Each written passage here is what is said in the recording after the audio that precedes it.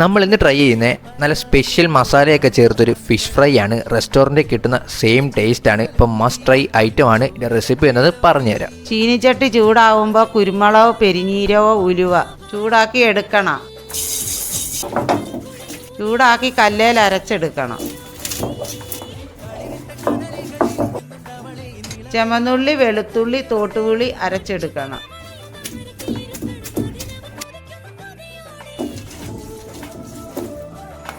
മഞ്ഞപ്പൊടി, മുളക് പൊടി, ഉപ്പും അരച്ചു വെച്ച മസാലക്കൂട്ടുമായിട്ട് കുഴയ്ക്കണം.